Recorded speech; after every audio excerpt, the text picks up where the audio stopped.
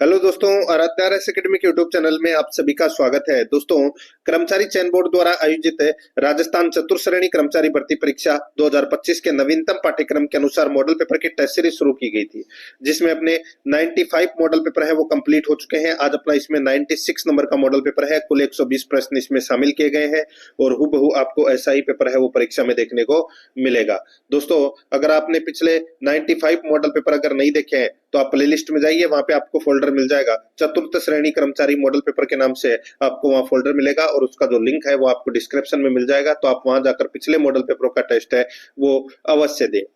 Aaradhya RS academy के YouTube channel को अगर आपने अभी तक सब्सक्राइब नहीं किया तो सब्सक्राइब जरूर कर लें, बेल आइकन को दबाएं, क्लास को लाइक और अपने दोस्तों के पास में शेयर जरूर करें। तो चलिए दोस्तों, शुरू करते हैं आज का अपना मॉडल पेपर नंबर 96। देखिए, ये संशोधित पाठ्यक्रम स्कीम है जिसके अंदर 2 घंटे का पेपर है वो दोस्तों ये रहने वाला है। परीक्षा के अंदर 20 प्रश्न है वो हिंदी के पूछे जाएंगे, अंग्रेजी और गणित के 15-15 प्रश्न है, 70 प्रश्न है वो दोस्तों जीके से संबंधित होंगे। कुल 120 प्रश्न ये रहने वाले हैं। जीके के 70 प्रश्नों का दोस्तों यहाँ पर डिवाइडेशन दे रखा है, उसी आधार पर दोस्तों अपन ये मॉडल पेपर है वो देख रहे हैं। देखिए, सबसे पहले अपन राजस्थान भूगोल के 20 प्रश्न है वो पढ़ेंगे सिलेबस के अकॉर्डिंग। ठीक है, देखिए पहला प्रश्न, राजस्थान के किस भूभाग में एंटीसोल समूह की मृदा मिलती है? बताइए, राजस्थान के किस भूभाग में एंटीसोल समूह की मृदा मिलती है? तो यहाँ पर इसका राइट आंसर हो जाएगा वो है ये पश्चिमी राजस्थान में। दोस्तों, पश्चिमी राजस्थान में एंटीसोल समूह की मृदा है वो मिलती है। दोस्तों, इसका जो रंग है इस मिट्टी का वो है हल्के पीले भूरे रंग की होती है दोस्तों ये मिट्टी। तो यहाँ पर इसका राइट आंसर 3 नंबर ऑप्शन सही।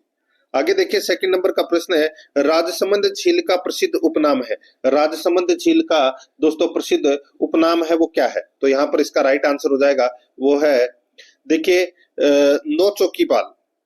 दोस्तों, नौ चौकी भी पाल भी कहते हैं इसे। तो यहाँ पर इसमें 2 नंबर का जो ऑप्शन है वो इसका बिल्कुल सही उत्तर हो जाएगा। गोमती नदी पर राजसमंद झील का निर्माण है वो करवाया गया था मेवाड़ के महाराणा राज सिंह के द्वारा। दोस्तों, ये जो झील है, इस झील के किनारे 9 चौकी पाल है वो बनाई गई और ये दोस्तों 999 फीट लंबी और 99 फीट है वो चौड़ी है।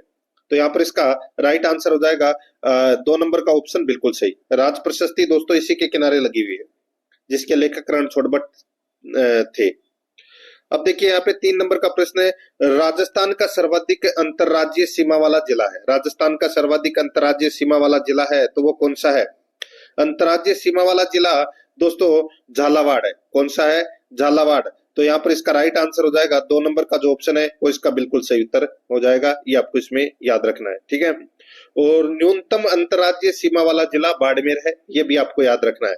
और दोस्तों, झालावाड़ की जो सीमा है वो सर्वाधिक दोस्तों अंतरराज्यीय सीमा 520 किलोमीटर है, ये भी आपको इसमें याद रखना है। तो 2 नंबर का ऑप्शन बिल्कुल सही। 4 नंबर का प्रश्न इसमें देखिए, राजस्थान के अंतर्वर्ती जिलों की संख्या है। राजस्थान के अंतर्वर्ती जिलों की जो संख्या है वो दोस्तों कितनी है? अंतर्वर्ती जिलों की जो संख्या की अगर मैं बात कर रहा हूं तो वो है दोस्तों 13। 13 जिलों की जो सीमा है वो दोस्तों किसी देश या राज्य से नहीं लगती है, जैसे कि नागौर, डीडवाना, बालोतरा, जोधपुर, अजमेर, ब्यावर, पाली, ये वाले हैं, ठीक है। कुल 13 है ये। तो यहाँ पर 3 नंबर का ऑप्शन बिल्कुल सही। आगे देखिए, 5 नंबर का प्रश्न है, 2011 की जनगणना के अनुसार 0 से 6 आयु वर्ग की जनसंख्या प्रदेश की कुल जनसंख्या का कितने प्रतिशत है? 2011 की जनगणना के अनुसार 0 से 6 आयु वर्ग की जनसंख्या प्रदेश की कुल जनसंख्या का कितने प्रतिशत है? तो यहाँ पर इसका राइट आंसर हो जाएगा वो है दोस्तों 15.5%। कितने? 15.5% है। यहाँ पर इसमें 2 नंबर का जो ऑप्शन है वो इसका सही उत्तर हो जाएगा।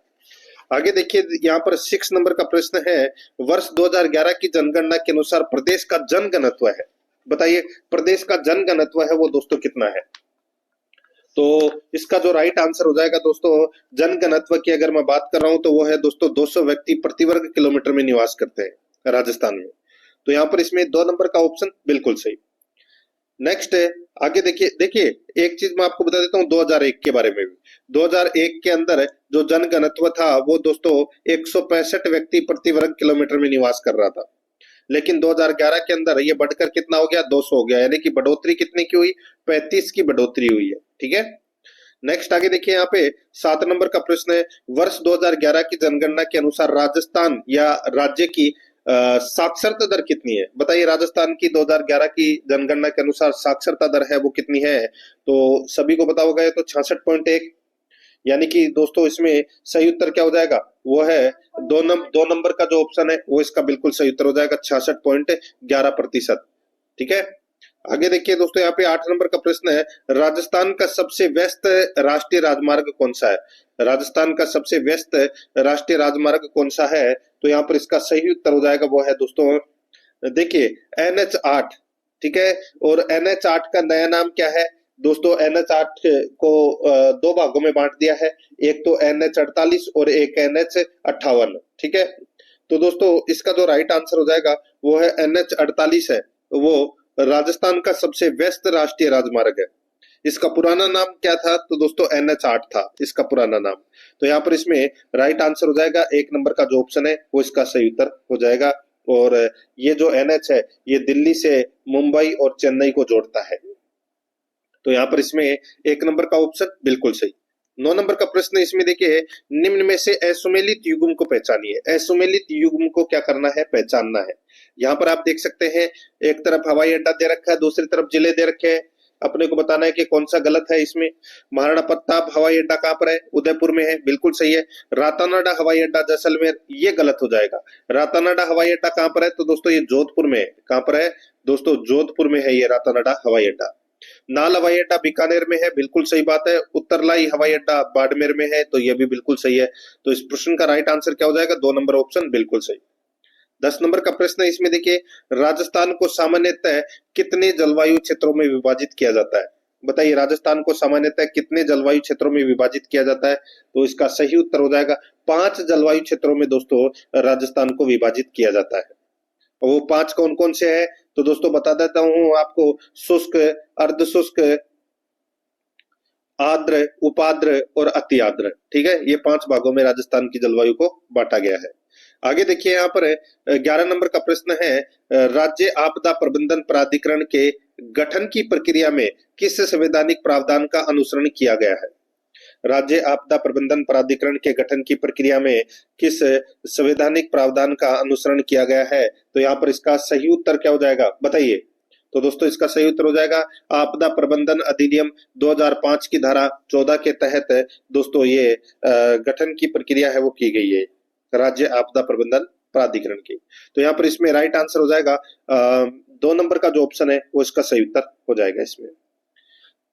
आगे देखिए दोस्तों, यहाँ पर इसमें 12 नंबर का प्रश्न है, शेखावाटी क्षेत्र में स्थानीय भाषा में कुएं को क्या कहते हैं? स्थानीय भाषा में कुएं को क्या कहते हैं शेखावाटी क्षेत्र में? तो दोस्तों इसका राइट आंसर हो जाएगा जोहड़ बोलते हैं उसे। क्या बोलते हैं? जोहड़। राइट आंसर हो जाएगा यहाँ पे 1 नंबर का जो ऑप्शन है वो इसका बिल्कुल सही उत्तर हो जाएगा। नेक्स्ट आगे देखिए, 13 नंबर का प्रश्न है, कंवरसेन द्वारा राजस्थान नहर की शुरुआत है वो की गई थी, कौन से वर्ष में की गई थी कंवरसेन द्वारा राजस्थान नहर की शुरुआत? तो दोस्तों इसका राइट आंसर हो जाएगा वो है, देखिए जो इसकी जो शुरुआत है वो दोस्तों 1948 में की गई थी, 1948 में की गई थी। तो यहाँ पर इसमें सही उत्तर क्या हो जाएगा? 2 नंबर का ऑप्शन बिल्कुल सही। कंवरसेन गुप्ता नाम था, राय बहादुर कंवरसेन गुप्ता ने दोस्तों 1948 में ये एक पुस्तक थी, बीकानेर राज्य के लिए पानी की आवश्यकता। ठीक है, उसमें दोस्तों ये जानकारी मिलेगी आपको। तो यहाँ पर इसका राइट आंसर क्या हो जाएगा? 2 नंबर का ऑप्शन बिल्कुल सही। आगे देखिए, 14 नंबर का प्रश्न है, माही बजाज सागर परियोजना का मुख्य बांध किस स्थल पर निर्मित है? माही बजाज सागर परियोजना का मुख्य बांध किस स्थल पर निर्मित है? तो यहाँ पर इसका राइट आंसर हो जाएगा दोस्तों, बताइए। तो ये बोरखेड़ा में है दोस्तों। कहां पर है? बोरखेड़ा में। तो यहाँ पर इसका राइट आंसर 2 नंबर का ऑप्शन बिल्कुल सही उत्तर हो जाएगा, बोरखेड़ा जो बांसवाड़ा के निकट है। तो यहाँ पर इसमें सही उत्तर हो जाएगा 2 नंबर का ऑप्शन बिल्कुल सही। 15 नंबर का प्रश्न है, लूणी नदी का जल उद्गम से लेकर किस स्थान तक मीठा रहता है उसके बाद में खारा हो जाता है? बताइए, लूणी नदी का जल है वो उद्गम से लेकर कौन से स्थान तक मीठा रहता है उसके बाद में वो खारा हो जाता है? तो यहाँ पर इसका राइट आंसर हो जाएगा वो है बालोतरा तक तो दोस्तों मीठा रहता है, उसके बाद में दोस्तों ये खारा हो जाता है। इस लूनी नदी का जो उद्गम है वो दोस्तों नाग पहाड़ अजमेर से इसका उद्गम होता है। और दोस्तों इसको लूनी नदी का उद्गम जहां से होता है वहां पर दोस्तों इसको सागरमती या सरगावती के नाम से दोस्तों इसको जाना जाता है। तो यहाँ पर इसमें और फिर दोस्तों गोविंदगढ़ अजमेर में सरस्वती नामक धारा मिलने के बाद दोस्तों इसको लूनी के नाम से है वो जाना जाता है। तो यहाँ पर इसका सही उत्तर क्या हो जाएगा? 2 नंबर का जो ऑप्शन है वो इसका सही उत्तर हो जाएगा। आगे देखिए 16 नंबर का प्रश्न है, लीलड़ी, मीठड़ी, बांडी, सूकड़ी किसकी सहायक नदियां हैं? लीलड़ी, मीठड़ी, बांडी, सूकड़ी किसकी सहायक नदियां हैं? तो दोस्तों ये किसकी सहायक नदियां हैं? तो ये लूनी नदी की सहायक नदियां हैं। 2 नंबर का जो ऑप्शन है वो इसका बिल्कुल सही उत्तर हो जाएगा, ये लूनी नदी की सहायक नदियां हैं। 17 नंबर का प्रश्न इसमें देखिए, राजस्थान में निम्नलिखित में से किस प्रकार के वन 75 से 110 सेंटीमीटर औसत वार्षिक वर्षा वाले क्षेत्रों में पाए जाते हैं? राजस्थान में निम्नलिखित में से किस प्रकार के वन 75 से 110 सेमी औसत वार्षिक वर्षा वाले क्षेत्रों में पाए जाते हैं? तो यहाँ पर इसका राइट आंसर हो जाएगा दोस्तों, बताइए। तो वो है शुष्क सागवान वन। यहाँ पर 4 नंबर का जो ऑप्शन है वो इसका बिल्कुल सही उत्तर हो जाएगा। शुष्क सागवान के वन है वो दोस्तों 75 से 110 सेमी वर्षा वाले भागों में ये पाए जाते हैं। इनकी ऊंचाई है वो दोस्तों 9 से 13 मीटर तक रहती है। बांसवाड़ा, डूंगरपुर, उदयपुर, सलूम्बर, चित्तौड़गढ़, कोटा जिलों में दोस्तों ये पाए जाते हैं। 4 नंबर ऑप्शन बिल्कुल सही। 18 नंबर का प्रश्न इसमें देखिए, इमारती लकड़ी के लिए प्रसिद्ध सागवान के वन किस जिले में सर्वाधिक पाए जाते हैं? बताइए, सागवान के वन है वो दोस्तों कहाँ पाए जाते हैं? तो यहाँ पर इसका राइट आंसर हो जाएगा वो है, ये सागवान के वन दोस्तों सर्वाधिक बांसवाड़ा जिले में पाए जाते हैं। ठीक है, तो यहाँ पर इसका राइट आंसर हो जाएगा 2 नंबर का जो ऑप्शन है उसका सही उत्तर हो जाएगा, बांसवाड़ा में सर्वाधिक पाए जाते हैं। 19 नंबर का प्रश्न है, निम्न में से राजस्थान में कौन सा क्षेत्र बालू का स्तूप मुक्त है? बताइए, निम्न में से राजस्थान में कौन सा क्षेत्र बालू का स्तूप मुक्त है? तो बालू का स्तूप मुक्त है तो वो है दोस्तों शेरगढ़ और सिव। शेरगढ़ और सिव। तो यहाँ पर इसमें सही उत्तर हो जाएगा 1 नंबर का जो ऑप्शन है वो इसका बिल्कुल सही उत्तर इसमें हो जाएगा। नहीं नहीं नहीं, नहीं देखिए, शेरगढ़ और सिव नहीं है, शेरगढ़ और सिव नहीं है दोस्तों। क्या पूछा है कि राजस्थान में कौन सा क्षेत्र बालू का स्तूप मुक्त है? बालू का स्तूप मुक्त है तो दोस्तों इसका सही उत्तर हो जाएगा फड़ौदी और पोखरण। फड़ौदी और पोखरण। दोस्तों देखिए, जैसलमेर के चारों ओर लगभग 65 किलोमीटर क्षेत्र में दोस्तों पोखरण तहसील के लगभग आधे भाग में और फड़ौदी जिले के दक्षिणी व पश्चिमी क्षेत्रों में दोस्तों ये विस्तृत है बालू का स्तूप मुक्त क्षेत्र है। तो यहाँ पर इसका राइट आंसर हो जाएगा फड़ौदी पोखरण, इसका बिल्कुल सही उत्तर हो जाएगा। यहाँ पर 4 नंबर का ऑप्शन बिल्कुल सही। 20 नंबर का प्रश्न है, लाठी सीरीज क्या है? लाठी सीरीज है वो क्या है? तो दोस्तों ये लाठी सीरीज है ये दोस्तों भूमिगत जल पट्टी है, भूमिगत जल पट्टी है और ये जैसलमेर जिले में पोखरण से मोहनगढ़ तक पाकिस्तानी सीमा के दोस्तों सारे एक भूगर्भीय जल पट्टी है। तो यहाँ पर इसमें राइट आंसर हो जाएगा, उसी को कहते हैं लाठी सीरीज। 1 नंबर का जो ऑप्शन है उसका बिल्कुल सही। अब अपन दोस्तों भाग 2 के अंदर राजस्थान इतिहास एवं कला संस्कृति से संबंधित 20 प्रश्न है वो पढ़ेंगे सिलेबस के अकॉर्डिंग। दोस्तों देखिए, यहाँ पर 21 नंबर का प्रश्न है, हल्दी घाटी युद्ध को किस विद्वान ने खमनोर का युद्ध कहा? हल्दी घाटी युद्ध को किस विद्वान ने खमनोर का युद्ध कहा? तो दोस्तों इसका राइट आंसर हो जाएगा वो है इसमें अब्बुल फजल ने।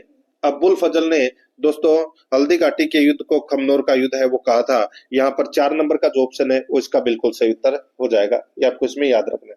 खमनोर का युद्ध कहा था अब्बुल फजल ने, गोगुंदा का युद्ध कहा था बदायूं ने और मेवाड़ के इतिहास में थर्मोपल्ली ये कहा था दोस्तों कर्नल जेम्स टोड ने।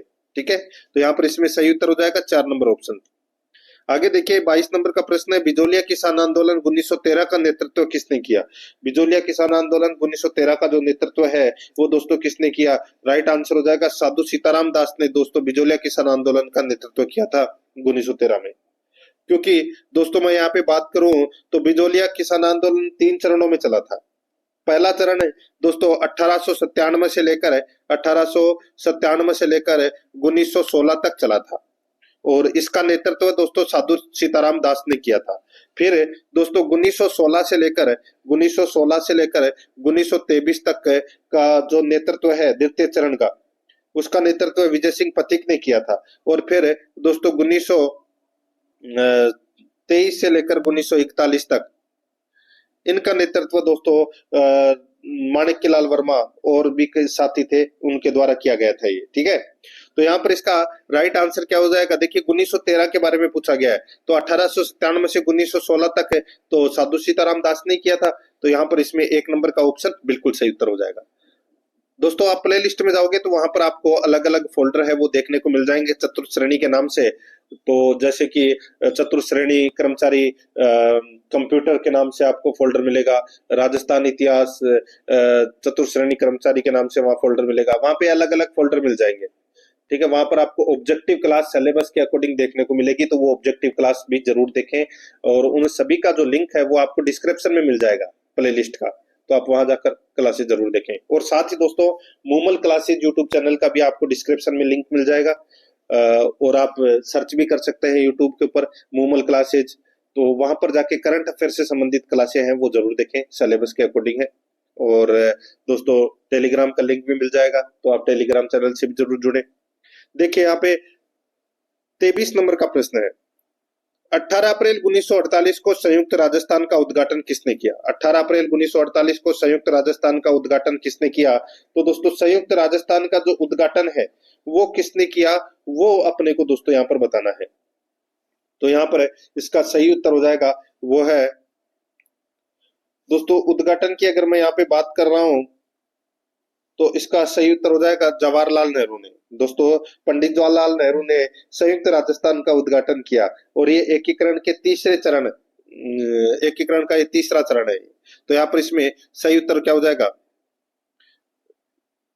सॉरी, ये एकीकरण का हाँ तीसरा चरण है, तो यहाँ पर इसमें सही उत्तर क्या हो जाएगा दोस्तों? 3 नंबर का जो ऑप्शन है वो इसका बिल्कुल सही उत्तर इसमें हो जाएगा, ये आपको इसमें याद रखना है। ठीक है,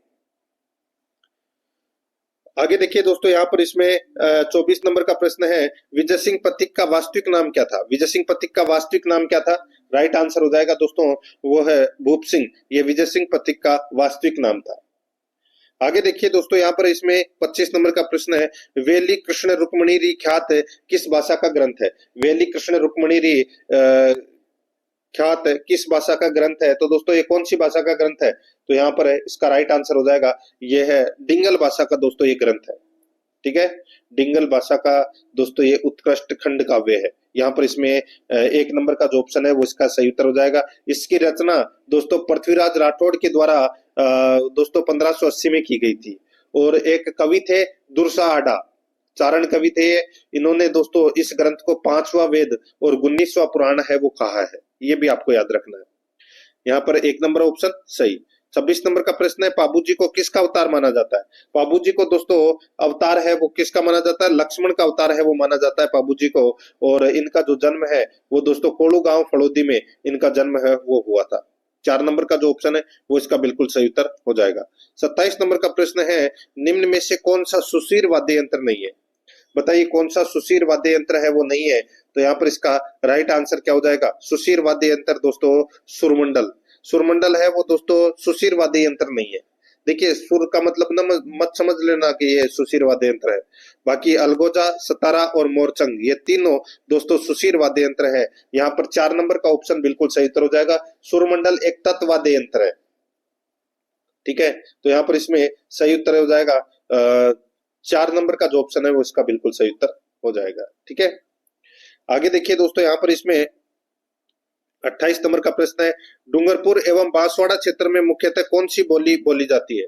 डूंगरपुर एवं बांसवाड़ा क्षेत्र में मुख्यतः कौन सी बोली बोली जाती है? तो यहाँ पर इसका राइट आंसर हो जाएगा दोस्तों वो है वागड़ी बोली, वागड़ी बोली है वो बोली जाती है दोस्तों डूंगरपुर एवं बांसवाड़ा क्षेत्र में।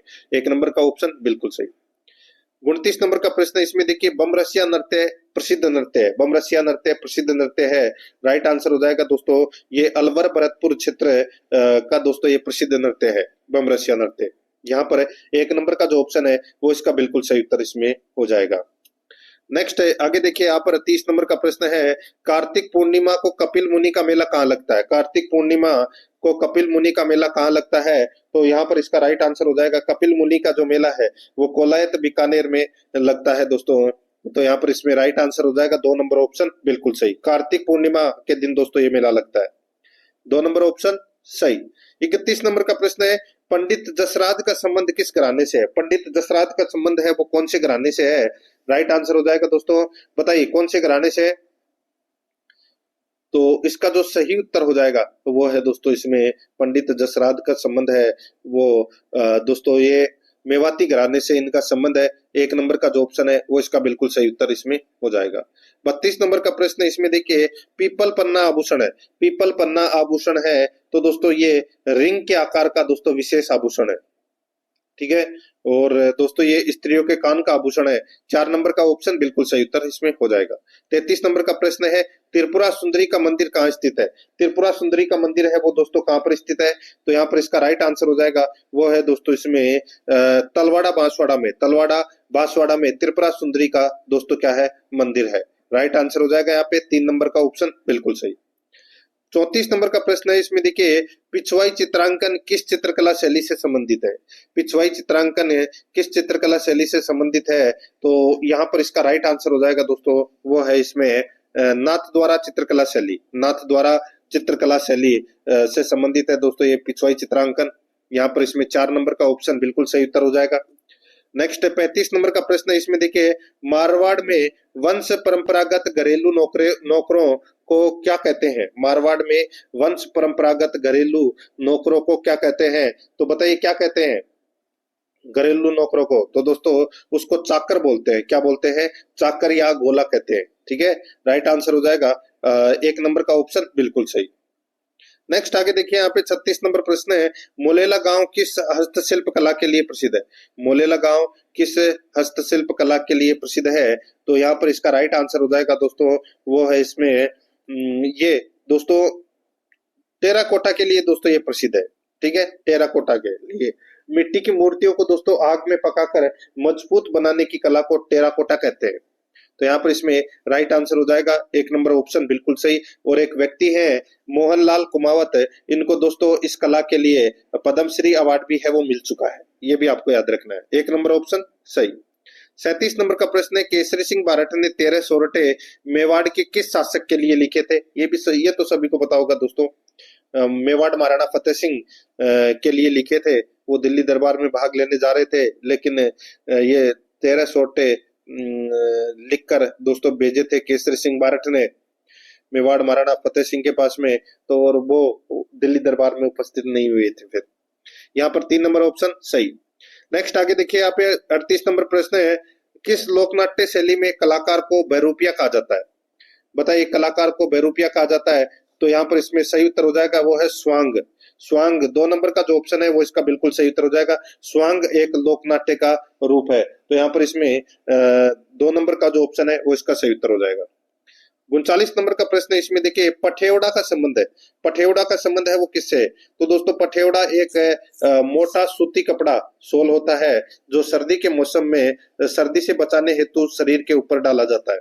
यहाँ पर इसमें राइट आंसर क्या हो जाएगा? ये दोस्तों आप बोल सकते हैं परिधान, परिधान से संबंधित है, ठीक है। तो यहाँ पर इसमें 3 नंबर ऑप्शन बिल्कुल सही। आगे देखिए 40 नंबर का प्रश्न है, 1303 ईस्वी में चित्तौड़ विजय के बाद अलाउद्दीन ने चित्तौड़ का नया नाम है वो क्या रखा था? बताइए चित्तौड़ को जीत लिया था 1303 ईस्वी में अलाउद्दीन खिलजी ने, फिर इसका नाम है वो क्या रखा था? तो दोस्तों अलाउद्दीन खिलजी ने अपने पुत्र खिज्र खां के नाम पर इसका नाम है वो खिजराबाद है वो कर दिया था।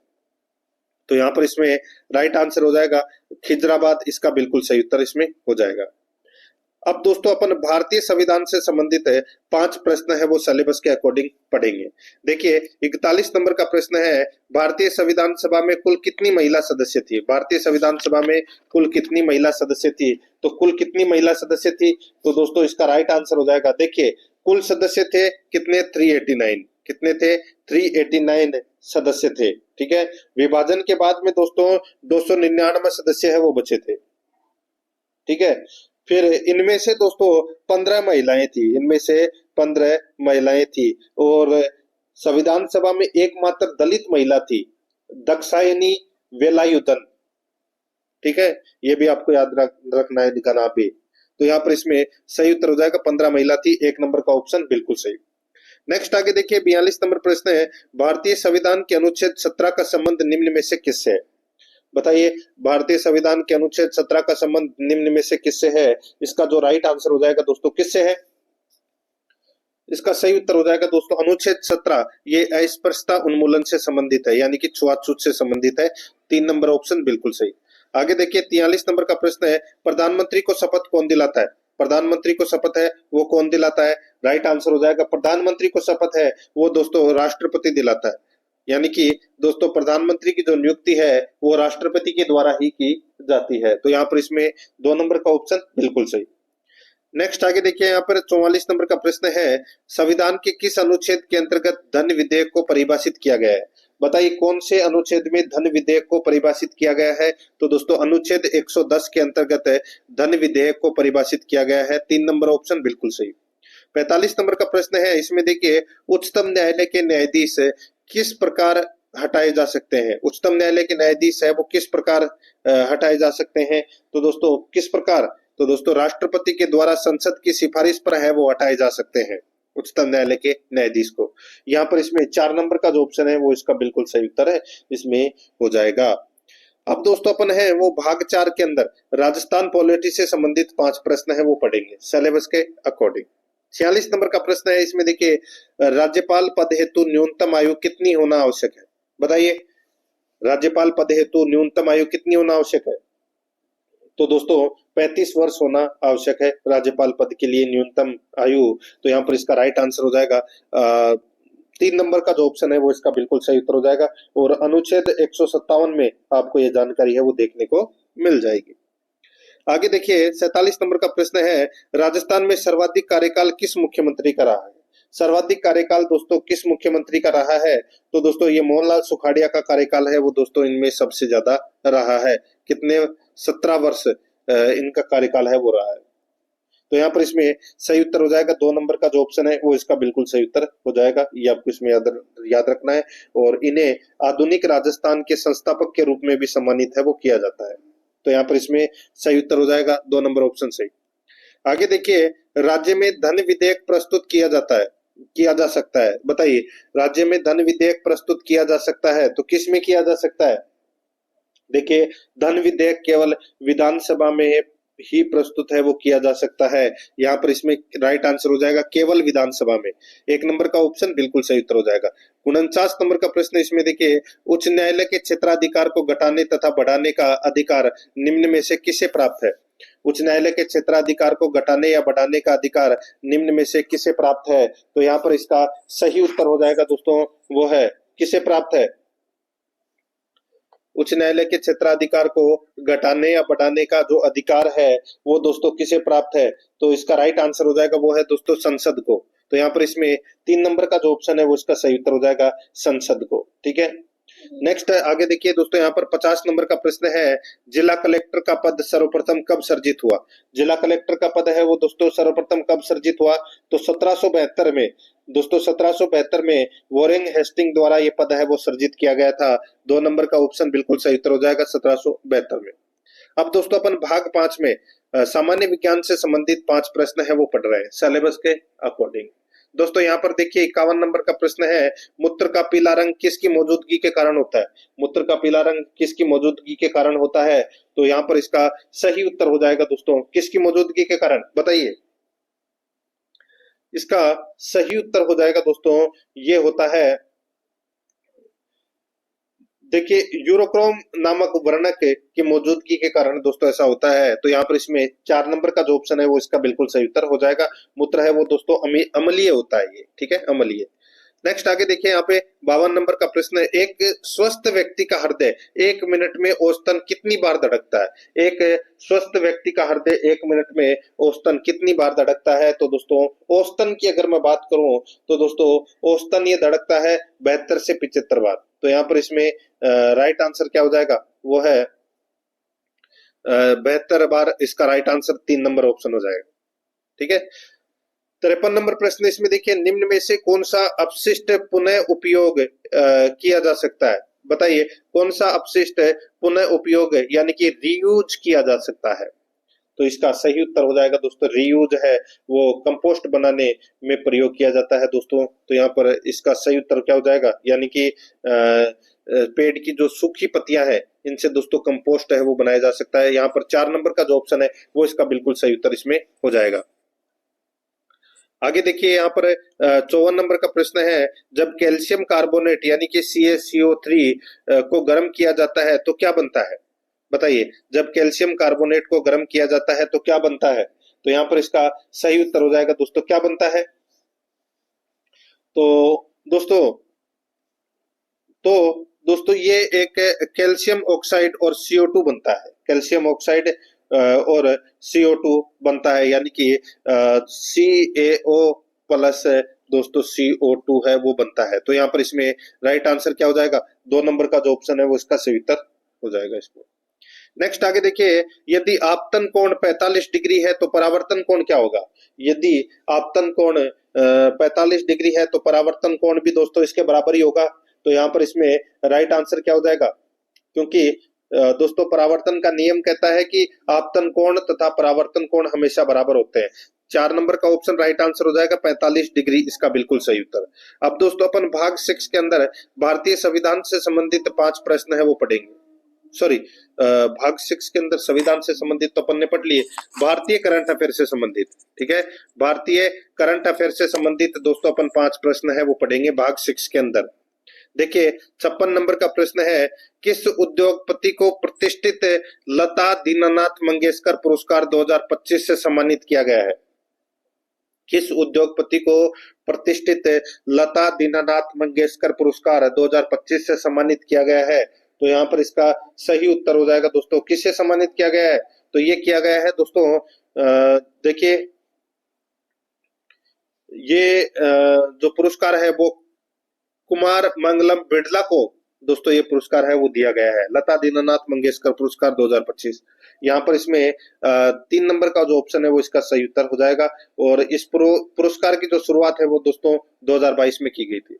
आगे देखिए 57 नंबर का प्रश्न है, राष्ट्रपति द्रौपदी मुर्मू ने देश के नए मुख्य न्यायाधीश के तौर पर किसे नियुक्त किया है? राष्ट्रपति द्रौपदी मुर्मू ने देश के नए यानी कि 52वें मुख्य न्यायाधीश के तौर पर किसे नियुक्त किया है? तो यहाँ पर इसका राइट आंसर हो जाएगा वो है दोस्तों किसे? तो न्यायमूर्ति भूषण रामकृष्ण गवई को। यहाँ पर इसमें 1 नंबर का जो ऑप्शन है वो इसका बिल्कुल सही उत्तर इसमें हो जाएगा। दोस्तों ये जो गवई है ये सर्वोच्च न्यायालय के मुख्य न्यायाधीश के पद पर पहुंचने वाले दूसरे दलित न्यायाधीश हैं। पहले थे KG बालाकृष्णन और दूसरे ये खुद है। यहाँ पर इसमें 1 नंबर ऑप्शन सही। 58 नंबर का प्रश्न इसमें देखिए, कौन सा राज्य अनुसूचित जातियों के उपवर्गीकरण को लागू करने वाला पहला राज्य बन गया है? कौन सा राज्य अनुसूचित जातियों के उपवर्गीकरण को लागू करने वाला पहला राज्य बन गया है? तो यहाँ पर इसका सही उत्तर हो जाएगा वो है दोस्तों इसमें तेलंगाना। 2 नंबर का जो ऑप्शन है वो इसका बिल्कुल सही उत्तर हो जाएगा तेलंगाना। 59 नंबर प्रश्न है, इसमें देखिए वैश्विक स्तर पर भारत का सबसे बड़ा व्यापारिक साझेदार देश कौन सा है? वैश्विक स्तर पर भारत का सबसे बड़ा व्यापारिक साझेदार देश कौन सा है? तो यहाँ पर इसका राइट आंसर हो जाएगा वो है अमेरिका। यहाँ पर इसमें 1 नंबर का ऑप्शन बिल्कुल सही उत्तर इसमें हो जाएगा। नेक्स्ट आगे देखिए 60 नंबर का प्रश्न है, हाल ही में किस भारतीय को श्रीलंका के सर्वोच्च नागरिक सम्मान मित्र विभूषण से सम्मानित किया गया है? बताइए किस भारतीय को श्रीलंका के सर्वोच्च नागरिक सम्मान मित्र विभूषण से सम्मानित किया गया है? इसका राइट आंसर हो जाएगा वो है दोस्तों ये दोस्तों नरेंद्र मोदी को ये सम्मान है वो दिया गया है। 2 नंबर का ऑप्शन बिल्कुल सही उत्तर हो जाएगा। आगे देखिए अब अपन भाग 7 के अंदर राजस्थान करंट अफेयर से संबंधित 5 प्रश्न है वो पढ़ रहे हैं सिलेबस के अकॉर्डिंग। 61 नंबर का प्रश्न है, इसमें देखिए महामारी के नए वायरस पर रिसर्च के लिए प्रदेश की पहली हाईटेक लैब कहां बनाई जा रही है? महामारी के नए वायरस पर रिसर्च के लिए प्रदेश की पहली हाईटेक लैब है वो कहां बनाई जा रही है? तो दोस्तों कहां बनाई जा रही है? तो इसका जो सही उत्तर हो जाएगा वो है दोस्तों ये बनाई जा रही है अजमेर में। यहाँ पर इसमें 4 नंबर का जो ऑप्शन है वो इसका बिल्कुल सही उत्तर हो जाएगा, अजमेर में ये बनाई जा रही है। ठीक है, ये आपको इसमें याद रखना है, बांदर सिंदरी अजमेर में बनाई जा रही है। नेक्स्ट आगे देखिए दोस्तों यहाँ पर इसमें 62 नंबर का प्रश्न है, दक्षिणी अफ्रीका से कूनो अभ्यारण्य मध्य प्रदेश लाए गए 2 चीते प्रभास व पावक को किस अभ्यारण्य में शिफ्ट किया गया है?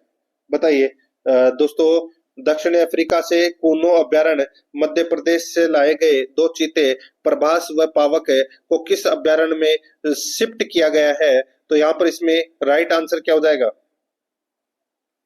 तो दोस्तों इसका सही उत्तर हो जाएगा वो है गांधी सागर अभ्यारण्य में। यहाँ पर इसमें 4 नंबर का जो ऑप्शन है वो इसका सही उत्तर हो जाएगा। और ये गांधी सागर अभ्यारण्य है, ये दोस्तों राजस्थान, मध्य प्रदेश और उत्तर प्रदेश में ये फैला हुआ है। तो यहाँ पर इसमें सही उत्तर हो जाएगा 4 नंबर ऑप्शन बिल्कुल सही। आगे देखिए 63 नंबर प्रश्न है, 1 अप्रैल 2025 से राजस्थान में मनरेगा मजदूरी की दैनिक दर लागू की गई है। 1 अप्रैल 2025 से राजस्थान में मनरेगा मजदूरी दर यानी कि मनरेगा मजदूरी की दैनिक दर है वो कितने रुपए लागू की गई है? इसका जो सही उत्तर हो जाएगा वो है दोस्तों, इसमें 15 रुपए की बढ़ोतरी हुई है और 266 से बढ़कर 281 रुपए प्रतिदिन हो गई है। तो यहाँ पर इसमें 3 नंबर का जो ऑप्शन है वो इसका बिल्कुल सही उत्तर इसमें हो जाएगा। आगे देखिए 64 नंबर का प्रश्न है, 17 अप्रैल 2025 को पुदुचेरी में आयोजित 40वीं यूथ राष्ट्रीय बास्केटबॉल प्रतियोगिता में राजस्थान ने कौन सा पदक जीता? 17 अप्रैल 2025 को पुदुचेरी में आयोजित 40वीं यूथ राष्ट्रीय बास्केटबॉल प्रतियोगिता में राजस्थान ने कौन सा पदक जीता? तो दोस्तों राजस्थान ने कौन सा पदक जीता? राइट आंसर हो जाएगा वो है दोस्तों रजत पदक जीता। यहाँ पर इसमें 1 नंबर का ऑप्शन बिल्कुल सही उत्तर इसमें हो जाएगा, रजत पदक जीता। ठीक है, तमिलनाडु ने दोस्तों स्वर्ण पदक जीता था और राजस्थान ने रजत पदक। आगे देखिए 65 नंबर का प्रश्न है, वर्ष 2024 का साहित्य अकादमी राजस्थानी अनुवाद पुरस्कार प्रदेश के किस साहित्यकार को प्रदान किया गया है? वर्ष 2024 का साहित्य अकादमी राजस्थानी अनुवाद पुरस्कार प्रदेश के किस साहित्यकार को प्रदान किया गया है? इसका राइट आंसर हो जाएगा वो है दोस्तों डॉक्टर सोहनदान चारण को ये प्रदान है वो किया गया है। यहाँ पर 2 नंबर का जो ऑप्शन है वो इसका सही उत्तर हो जाएगा, सोहनदान चारण। ठीक है, उनकी एक कृति है भीला रो भारत। ठीक है, ये गुजराती महाकाव्य के राजस्थानी भाषा में अनुवाद के लिए दोस्तों इनको 2024 का साहित्य अकादमी अनुवाद पुरस्कार है वो प्रदान किया गया है डॉक्टर सोहनदान चारण को। यहाँ पर इसमें 2 नंबर ऑप्शन सही। अब अपन दोस्तों भाग 8 के अंदर कंप्यूटर से संबंधित 5 प्रश्न है वो पढ़ेंगे सिलेबस के अकॉर्डिंग। 66 नंबर का प्रश्न है, इसमें देखिए सीपीयू का कौन सा भाग प्रोग्राम के अनुदेशों के निष्पादन का चयन, निर्वचन और मॉनिटर करता है? सीपीयू का कौन सा भाग प्रोग्राम के अनुदेशों के निष्पादन का चयन, निर्वचन और मॉनिटर करता है? तो यहाँ पर इसका राइट आंसर हो जाएगा वो है कंट्रोल यूनिट। यहाँ पर 3 नंबर का जो ऑप्शन है वो इसका सही उत्तर हो जाएगा कंट्रोल यूनिट। आगे देखिए 67 नंबर का प्रश्न है, एमएस वर्ड में निम्नलिखित में से कौन सा विकल्प आपको एक तालिका में 2 या अधिक सेल्स को सम्मिलित करने यानी कि मर्ज करने की सुविधा देता है?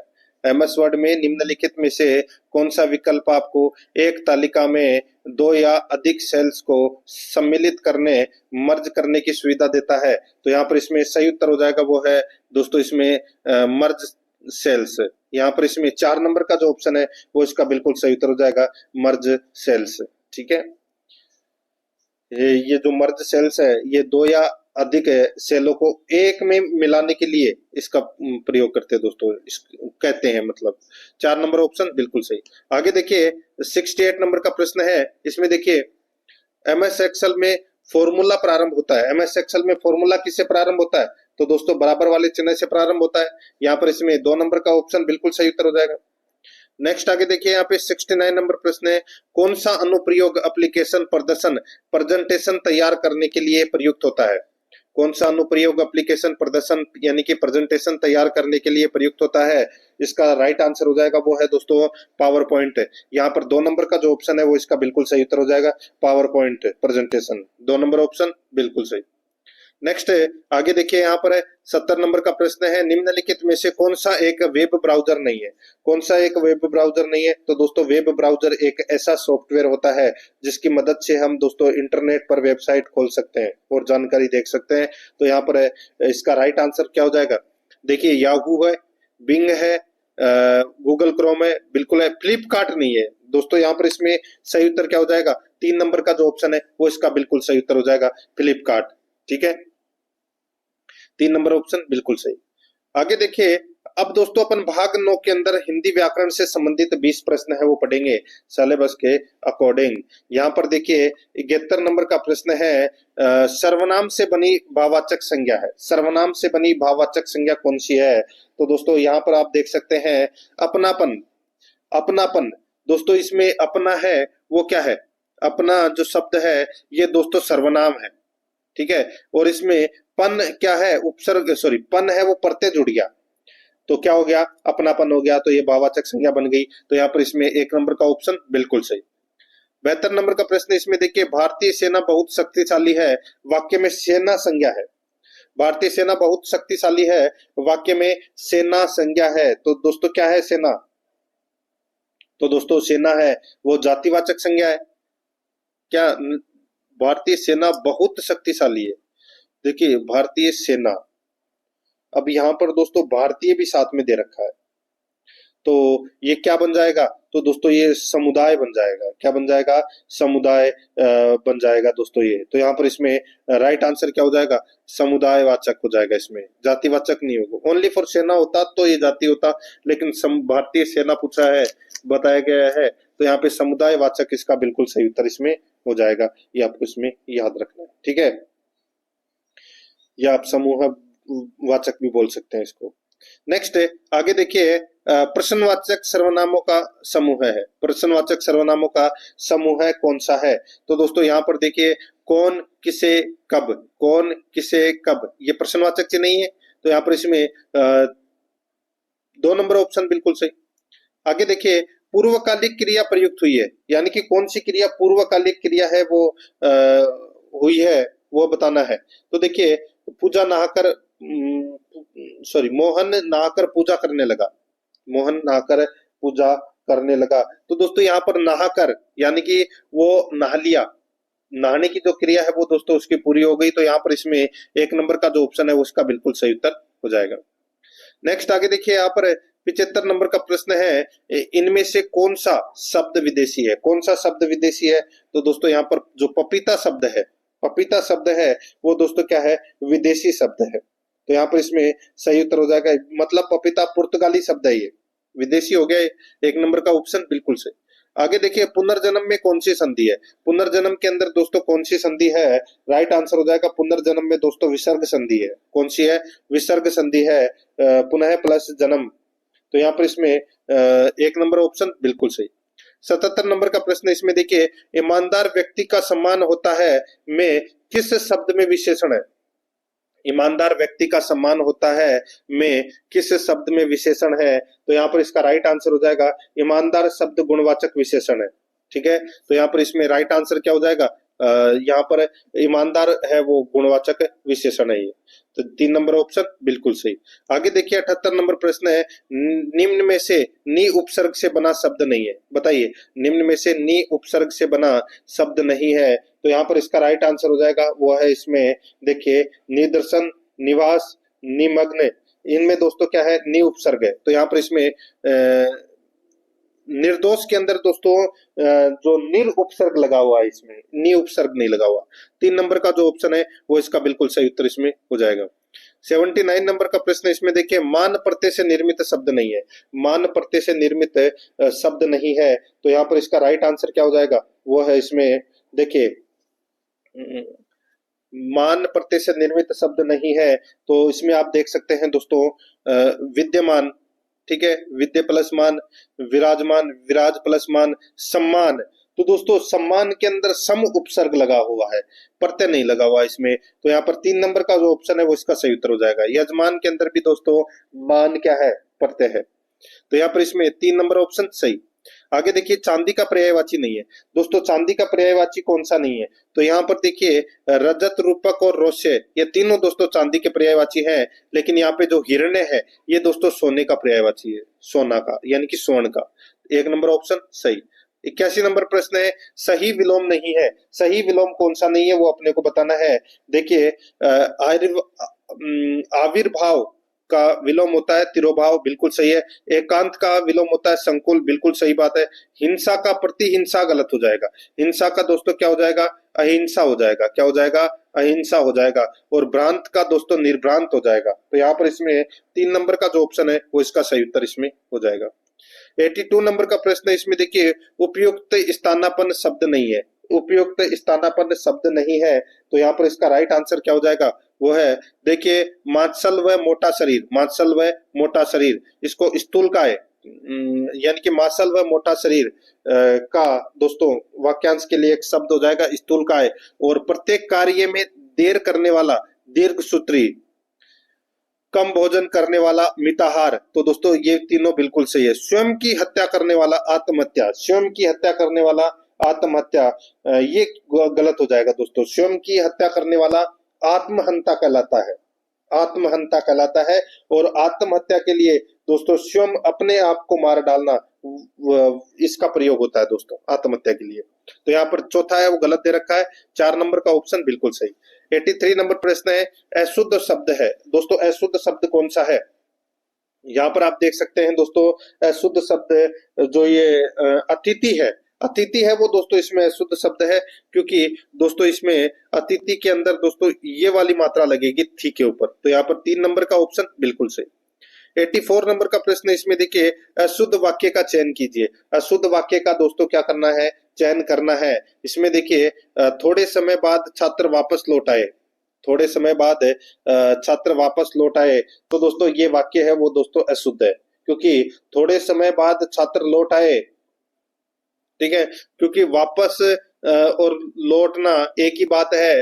तो दोस्तों थोड़े समय बाद छात्र लौट आए, तो ये वापस इसमें गलत दे रखा है। तो यहाँ पर इसका राइट आंसर हो जाएगा, इन दोनों में से वापस और लौट, इन दोनों में से एक का ही प्रयोग होगा। आप कोई किसी का भी कर सकते हैं, इसलिए ये वाक्य क्या है? अशुद्ध है। 2 नंबर ऑप्शन बिल्कुल सही। आगे देखिए, हेतु हेतु मद भूतकाल का उदाहरण कौन सा है? हेतु हेतु मद भूतकाल का उदाहरण है वो कौन सा है? तो दोस्तों उदाहरण है, तुम आते तो मेरा काम बन जाता। तुम आते तो मेरा काम बन जाता। तो यहाँ पर इसमें राइट आंसर हो जाएगा 1 नंबर का ऑप्शन बिल्कुल सही। 86 नंबर का प्रश्न है, इसमें देखिए एक तरफ मुहावरा है तो दूसरी तरफ उनका अर्थ दे रखा है। अपने को सुमेलित करना है। आंखों का तारा होना यानी कि दोस्तों बहुत प्यारा होना। आंखों का तारा होना मतलब बहुत प्यारा होना। पानी पानी होना मतलब बहुत लज्जित होना। बहुत लज्जित होना। और अछूता होना यानी कि बेदाग होना। और अंक भरना, ये अंक भरना है। अंक भरना मतलब गले लगाना। तो यहाँ पर इसका राइट आंसर क्या हो जाएगा? वो है दोस्तों 2 1 4 3। 2 1 4 3 इसका बिल्कुल सही उत्तर इसमें हो जाएगा। कौन से ऑप्शन में है? तो यहाँ पर आप देख सकते हैं पहला ही ऑप्शन है वो अपना इसमें राइट आंसर हो जाएगा 2 1 4 3। 87 नंबर का प्रश्न है, सही परिभाषिक शब्द है। सही परिभाषिक शब्द है वो कौन सा है? यहाँ पर देखिए दोस्तों इसमें सिर्फ एक ही सही दे रखा है, ठीक है। यहाँ पर देखिए डिक्री, दोस्तों डिक्री के यहाँ पे हुक्मनामा दे रखा है, तो ये गलत हो जाएगा दोस्तों। इसका परिभाषिक शब्द होता है कानूनी, ठीक है। सॉरी, इसमें एक ही सही दे रखा है। डिक्री का हुक्मनामा भी होता है। डिक्री का दोस्तों हुक्मनामा भी होता है और कानूनी भी होता है। तो ये इसमें एक ही सही दे रखा है, बाकी 3 है वो दोस्तों इसमें गलत दे रखे हैं। सही परिभाषिक शब्द है वो अपने को बताना था, तो बाकी के 3 है वो दोस्तों इसमें गलत दे रखे हैं। 4 नंबर का जो ऑप्शन है वो इसका बिल्कुल सही उत्तर इसमें हो जाएगा। 88 नंबर का प्रश्न है, कौन सा सरकारी पत्र नहीं है? कौन सा सरकारी पत्र है वो नहीं है? दोस्तों यहाँ पर देखिए परिपत्र, अनुस्मारक, अधिसूचना, आवेदक पत्र। आवेदक पत्र है वो दोस्तों सरकारी पत्र है वो नहीं है। यहाँ पर इसमें 4 नंबर का ऑप्शन सही उत्तर हो जाएगा। 89 नंबर प्रश्न है, निम्न में से गुण संधि का उदाहरण है। तो दोस्तों गुण संधि का उदाहरण कौन सा है? गुण संधि का दोस्तों उदाहरण है वो कौन सा है? तो यहाँ पर महर्षि, महर्षि है वो दोस्तों गुण संधि का उदाहरण है। महा प्लस ऋषि, ठीक है। नेक्स्ट आगे देखिए यहाँ पे 90 नंबर का प्रश्न है, घन का अनेकार्थक शब्द समूह है, बताइए घन का अनेकार्थक शब्द समूह कौन सा है? तो दोस्तों बादक, बादल, अधिक, घना, घटा, हथौड़ा, कपूर, सघन, ये क्या है? ये दोस्तों घन के अनेकार्थक शब्द है। 3 नंबर ऑप्शन बिल्कुल सही उत्तर हो जाएगा। 10 नंबर का प्रश्न है, इसमें देखिए 10 नंबर का भाग है इंग्लिश ग्रामर, ठीक है। और इंग्लिश ग्रामर से संबंधित अपन 15 प्रश्न है वो सिलेबस के अकॉर्डिंग पढ़ने जा रहे हैं। देखिए 91 नंबर का प्रश्न है, the garages are cleaned yesterday. इसका अपने को पैसिव बनाना है। इसका पैसिव बनाना है दोस्तों, the garages are cleaned yesterday. तो यहाँ पर इसका राइट आंसर क्या हो जाएगा, वो है we cleaned the garages every day. तो यहाँ पर इसमें सही उत्तर हो जाएगा 3 नंबर का जो ऑप्शन है वो इसका बिल्कुल सही। नेक्स्ट आगे देखिए यहाँ पे, the walls had not been decorated by us, the walls had not been decorated by us। तो दोस्तों यहाँ पर देखिए ये पैसिव वॉइस में वाक्य दे रखा है, बाई यस दे रखा है ना, तो ये पैसिव वॉइस में दे रखा है। इसको अपन एक्टिव वॉइस में बदलेंगे, इसको अपन एक्टिव वॉइस में बदलेंगे तो क्या हो जाएगा, we had not decorated the walls. तो यहाँ पर इसमें 3 नंबर का ऑप्शन बिल्कुल सही उत्तर हो जाएगा इसमें। अब देखिए खाली स्थान भरना है, the teacher said that oil on water. The teacher said that oil float on water. तो यहाँ पर इसमें सही उत्तर क्या हो जाएगा दोस्तों, ये फ्लोट है, ठीक है। तो दोस्तों सीधा सा हो जाएगा, फ्लोट्स का ही प्रयोग होगा दोस्तों, इसमें एस और लग जाएगा इसमें। तो यहाँ पर 3 नंबर का जो ऑप्शन है वो इसका बिल्कुल सही, क्योंकि इसमें सिंपल प्रेजेंट टेंस का क्या हुआ है, प्रयोग हुआ है। और फैक्ट्स बताने के लिए हमेशा दोस्तों सिंपल प्रेजेंट टेंस का ही प्रयोग होता है, फ्लोट्स आएगा इसमें, ठीक है। 3 नंबर ऑप्शन सही। आगे देखिए, my father for office at 9 AM daily. तो दोस्तों यहाँ पर इसका सही उत्तर क्या हो जाएगा, my father for office at 9 AM daily. तो इसका सही उत्तर हो जाएगा वो है लिव्स, लिव्स आएगा इसमें। 2 नंबर का जो ऑप्शन है वो इसका बिल्कुल सही, लिव्स। नेक्स्ट आगे देखिए यहाँ पे 95 नंबर का प्रश्न है, the student will say I can not do this questions. The student will say I can't do this questions. तो यहाँ पर इसमें सही उत्तर क्या हो जाएगा बताइए। तो इसका सही उत्तर हो जाएगा दोस्तों, इसमें देखिए, इसमें अपन को रिपोर्टिंग स्पीच में अब चेंज करना है, ठीक है। तो क्या हो जाएगा, the student will say that he can't do that question. तो यहाँ पर इसमें 2 नंबर का जो ऑप्शन है वो इसका सही उत्तर हो जाएगा। 96 नंबर का प्रश्न है, choose the sentence with the correct indirect form of narration. तो दोस्तों यहाँ पर देखिए डायरेक्ट स्पीच में सेंटेंस दे रखा है, he said I meet this man 2 days ago। तो दोस्तों यहाँ पर इसका जो राइट आंसर हो जाएगा, देखिए अगर रिपोर्टेड स्पीच में सिंपल पास्ट में है, यानी कि अगर रिपोर्टेड स्पीच सिंपल पास्ट में है तो दोस्तों तो वो पास्ट परफेक्ट टेंस में बदलेगा। तो यहाँ पर एगो की जगह बिफोर और दिस की जगह दैट का प्रयोग होगा।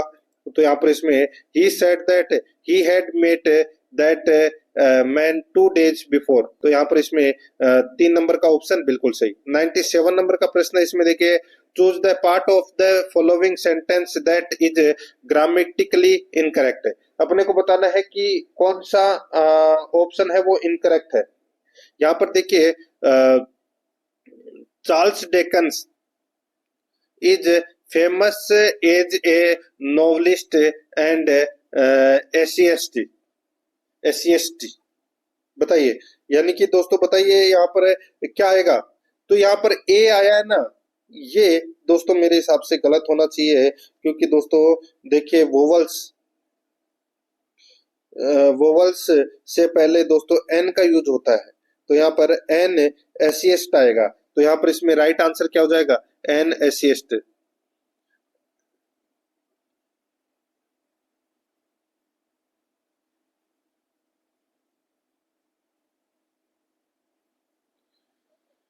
तो यहाँ पर इसमें पहले दोस्तों एन एसिएस्ट आएगा इसमें।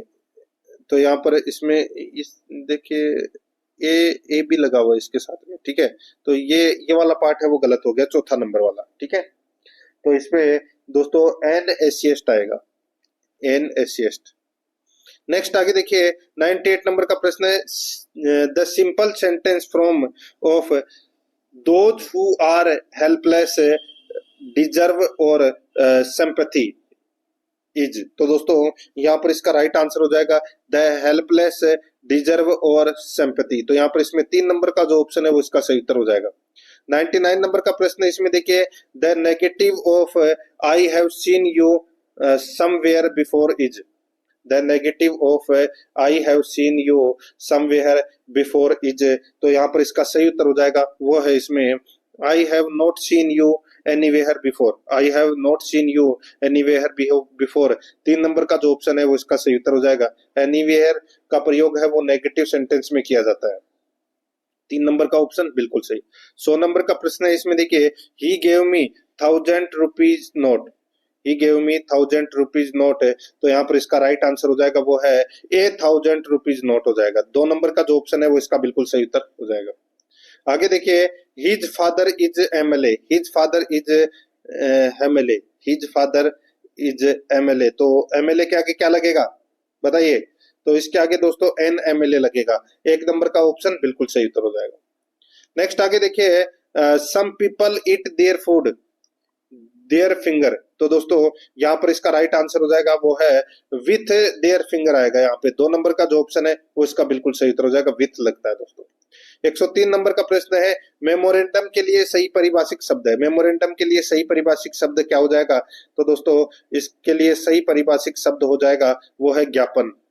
ठीक है, 4 नंबर ऑप्शन बिल्कुल सही। 104 नंबर का प्रश्न है hard work is the key to success. Hard work is the key to success. इसका हिंदी ट्रांसलेट करना है, इसका हिंदी ट्रांसलेट करना है तो यहाँ पर इसका सही उत्तर क्या हो जाएगा दोस्तों? इसका जो सही उत्तर हो जाएगा वो है दोस्तों इसमें परिश्रम सफलता की कुंजी है। परिश्रम सफलता की कुंजी है तो यहाँ पर इसमें सही क्या हो जाएगा? तो इसका जो सही उत्तर हो जाएगा वो है इसमें 1 नंबर का ऑप्शन बिल्कुल सही उत्तर इसमें हो जाएगा, परिश्रम सफलता की कुंजी है। 105 नंबर का प्रश्न है इसमें देखिए दोस्तों, इसमें देखिए which sentence is comma correctly. Which sentence use comma correctly. तो यहाँ पर इसमें राइट आंसर क्या हो जाएगा वो है दोस्तों इसमें I have a pen pencil eraser and sharpener. तो यहाँ पर इसमें इसका सही उत्तर हो जाएगा 4 नंबर का ऑप्शन बिल्कुल सही। कोमा इसी के अंदर सही लगा हुआ है, 4 नंबर का ऑप्शन बिल्कुल सही। अब अपन दोस्तों भाग 11 के अंदर गणित से संबंधित 15 प्रश्न है वो सिलेबस के अकॉर्डिंग है वो पढ़ेंगे। देखिए 106 नंबर का प्रश्न है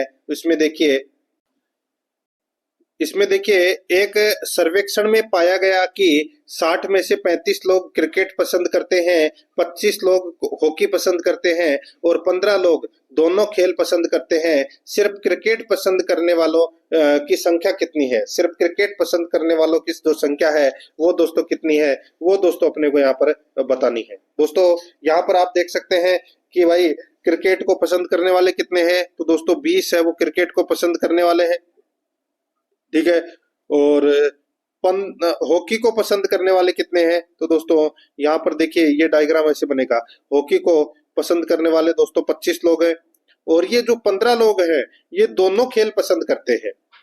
ठीक है, अब क्या पूछा गया है कि सिर्फ क्रिकेट को पसंद यानी कि सिर्फ क्रिकेट पसंद करने वालों की संख्या कितनी है? क्रिकेट को पसंद करने वालों की जो संख्या है वो कितनी है? तो यहाँ पर आप देख सकते हैं। तो देखिए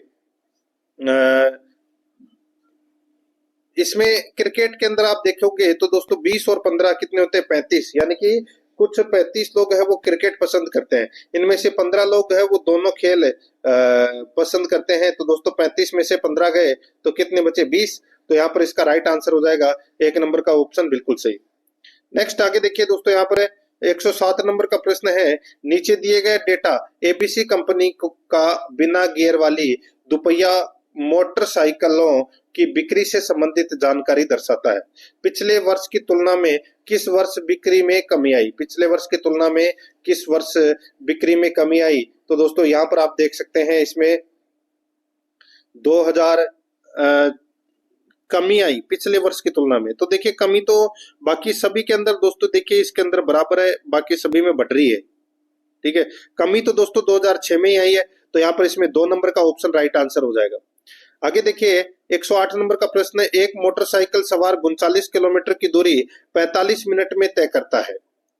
पहले 15 मिनट में x किलोमीटर प्रति घंटा की चाल से आगामी 20 मिनट तक दुगनी चाल से तथा शेष दूरी पहली चाल से पूरी करता है तो x का मान होगा। तो दोस्तों इसको अपन कैसे लिखेंगे?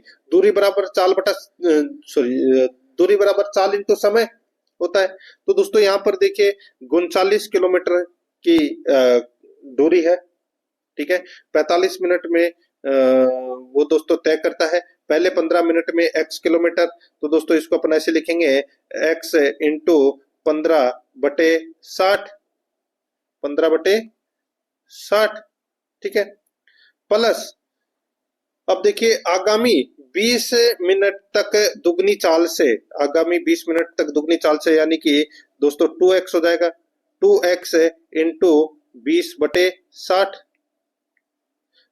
प्लस दोस्तों x शेष दूरी पहली चाल से पूरी करता है, x इंटू दोस्तों 10/60 हो जाएगा। बस इनका एलसीएम ले लीजिए, एलसीएम कितना आ जाएगा? 60 आ जाएगा।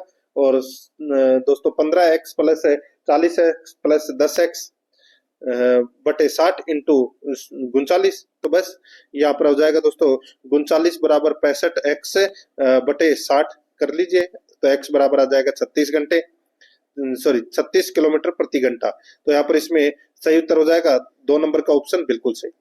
आगे देखिए 109 नंबर का प्रश्न है, 16 व्यक्ति 6 दिनों में खेत का 1/5वां हिस्सा काट देते हैं। 16 व्यक्ति 6 दिनों में खेत का 1/5वां हिस्सा काट देते हैं।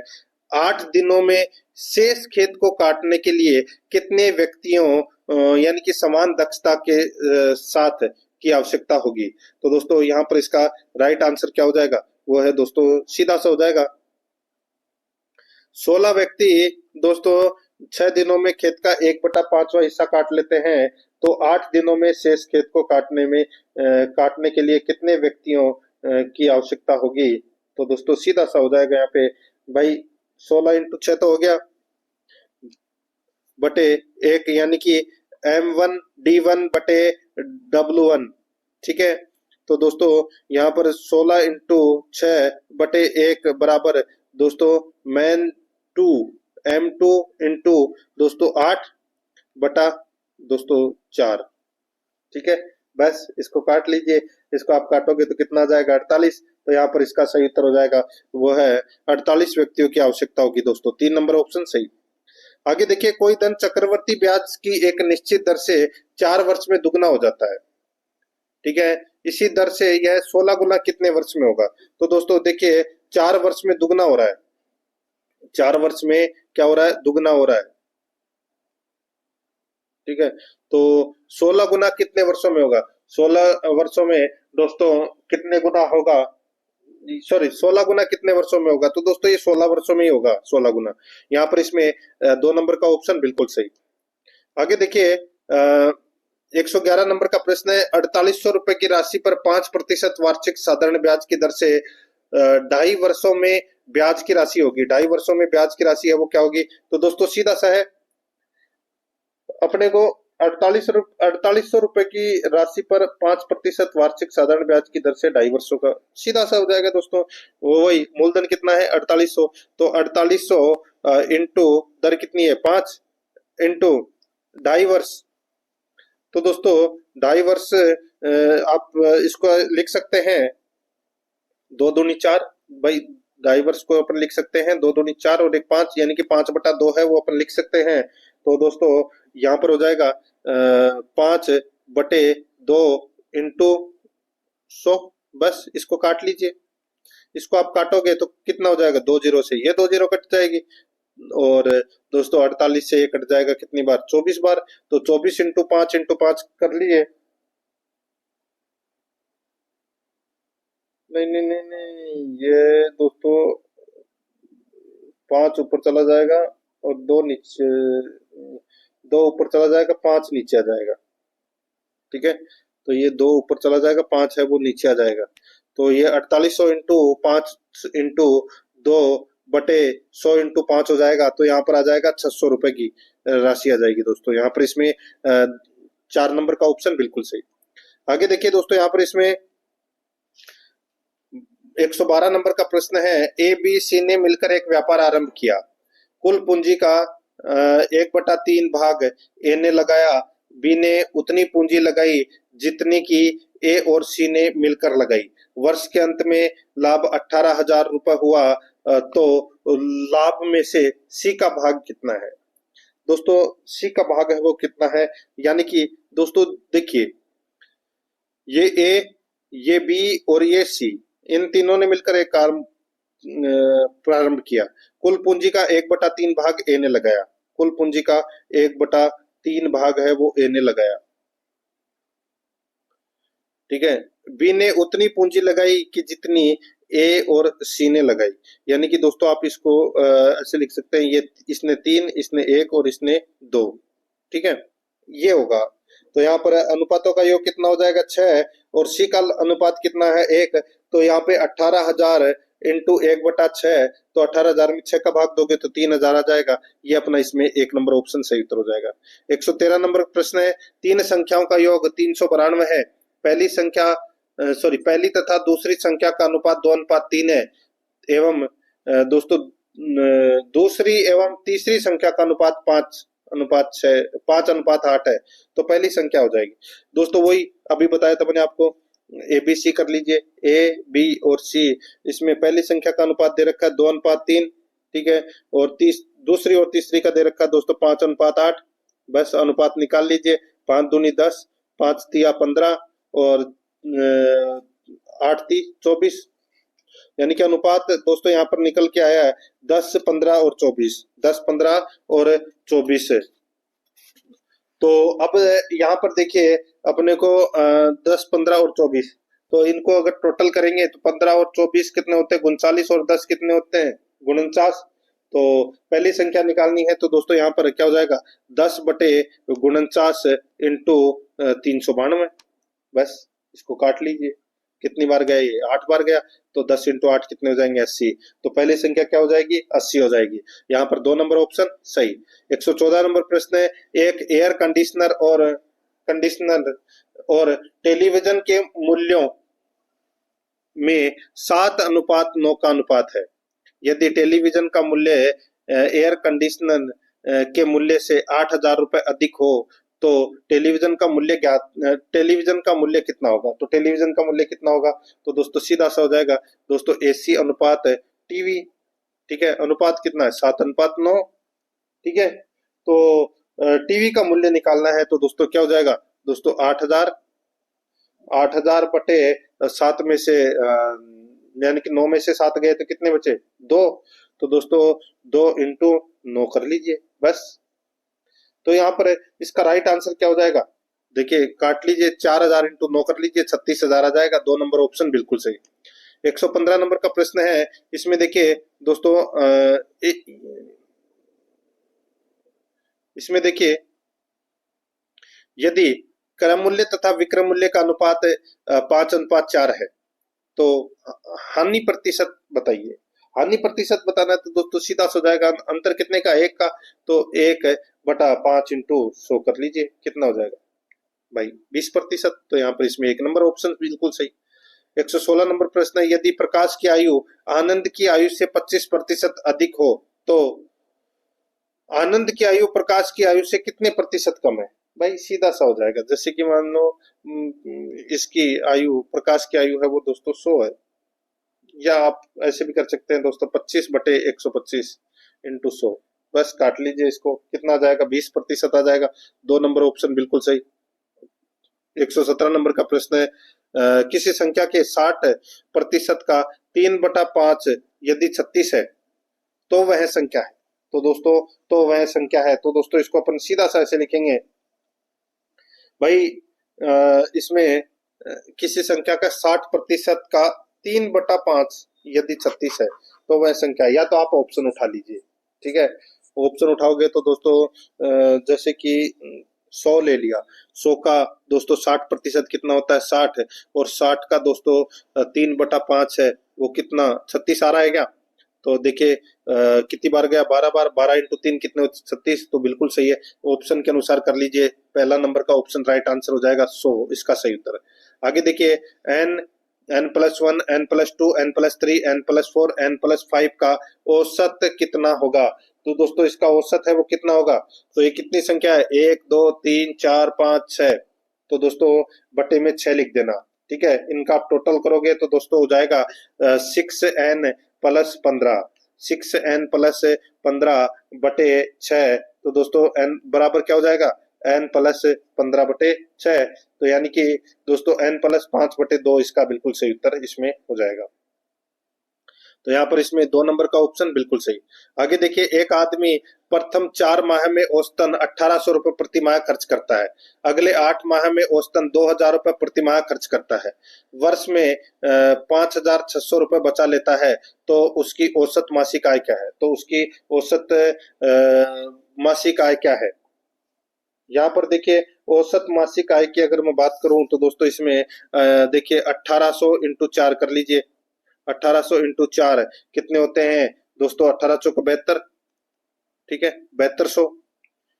और अगले 8 माह में औसतन 2000 रुपए, तो 8000 इंटू 2 कर लीजिए, कितना हो जाएगा? 16000। तो ये हो जाएगा दोस्तों 16000। अब देखिए वर्ष में 5600 रुपए बचा लेता है, वर्ष में 5600 रुपए वो क्या कर लेता है? बचा लेता है, प्लस 5600।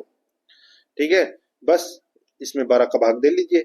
इसमें 12 का भाग दोगे तो इसका टोटल करोगे तो कितना आ जाएगा? ये आ जाएगा 28,800 बटे 12 करोगे तो 2400 आ जाएगा। यही अपना सही उत्तर हो जाएगा, 3 नंबर ऑप्शन सही। 120 नंबर का प्रश्न इसमें देखिए, वह बड़ी से बड़ी संख्या ज्ञात कीजिए जिससे 152, 277 और 427 को भाग देने पर बराबर शेषफल प्राप्त हो। वह बड़ी से बड़ी संख्या ज्ञात कीजिए जिससे 152, 277 और 427 को भाग देने पर बराबर शेषफल प्राप्त हो। तो यहाँ पर इसमें सही उत्तर हो जाएगा वो है इसमें दोस्तों, इसका एचसीएफ निकाल लीजिए। 152, 127 सॉरी 152, 277 और 427। ठीक है, तो इसमें देखिए 277 में से 152 गए तो कितने बचे? 125 बचे। 427 में से 277 गए तो कितने बचे? 150 बचे। और 427 में से 152 गए तो कितने बचे? 275 बचे। तो यहाँ पर 125, 150 और 275 का एचसीएफ निकाल लीजिए, कितना आ जाएगा? 25। यही अपना सही उत्तर हो जाएगा। 1 नंबर का जो ऑप्शन है वो इसका बिल्कुल सही उत्तर इसमें हो जाएगा। ये आपको इसमें याद रखना है।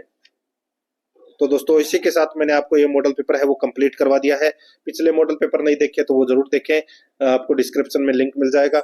और आराध्या एकेडमी के यूट्यूब चैनल को सब्सक्राइब नहीं किया तो सब्सक्राइब जरूर करें, बेल आइकन को दबाएं, क्लास को लाइक और अपने दोस्तों के पास में शेयर जरूर करें। मिलते हैं दोस्तों नेक्स्ट क्लास में। जय हिंद, जय भारत।